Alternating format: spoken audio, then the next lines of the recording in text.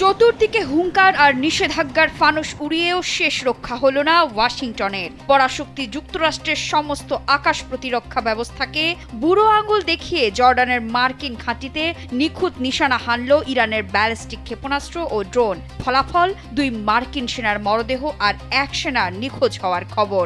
শনিবার এই তথ্য নিশ্চিত করেছে খোদ সেন্টকম। খবর আল জাজিরার।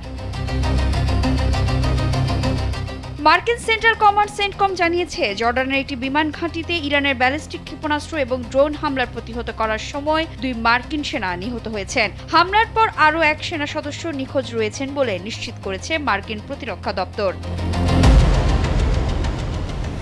জীবন অবাক না করলে কে করবে? 28% মিল্ক ফ্যাটের অবাক করার সাথে ফ্রেশ মিল্ক পাউডার। জীবন অবাক করুক প্রতিদিন।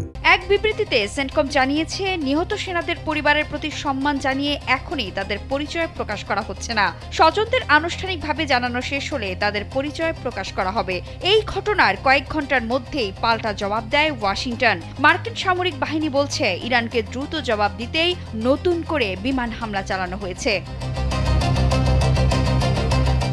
এদিকে 2 সেনার মৃত্যুতে অত্যন্ত দুঃখজনক বলে মন্তব্য করেছেন মার্কিন প্রেসিডেন্ট ডোনাল্ড ট্রাম্প। একই সঙ্গে তিনি বলেন, আমরা কখনোই ইরানকে পারমাণবিক অস্ত্র অর্জন করতে দেব না। মার্কিন কর্মকর্তাদের তথ্য অনুযায়ী 28 ফেব্রুয়ারি ইরানের সামরিক অভিযান শুরুর পর বিভিন্ন ঘটনায় এই পর্যন্ত অন্তত 15 মার্কিন সেনা নিহত হয়েছেন। এর মধ্যে ইরাকের আকাশে জ্বালানি সরবরাহকারী 2টি বিমানে সংঘর্ষে 6 জন, কুয়েতে একটি কমান্ড পোস্ট ড্রোন হামলায় আরও 6 জন এবং চলতি মাসের শুরুতে আরব সাগরে হেলিকপ্টার দুর্ঘটনায় 1 জন নৌবাহিনীর পাইলট প্রাণ হারান। একই সময় আহত হয়েছেন 4 শতাধিক মার্কিন সেনা।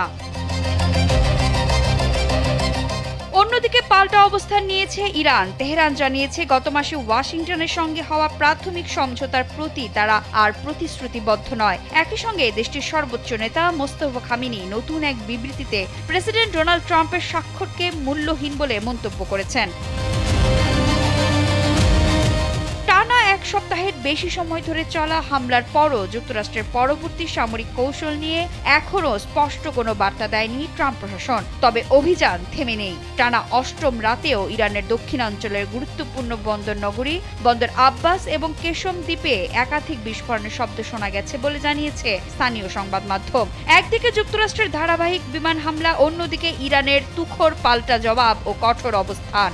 সব মিলিয়ে মধ্যপ্রাচ্যের সংঘাত আরও অনিশ্চিত ও বিপজ্জনক মোড় নিচ্ছে বলে ধারণা করছে সমরবিদরা।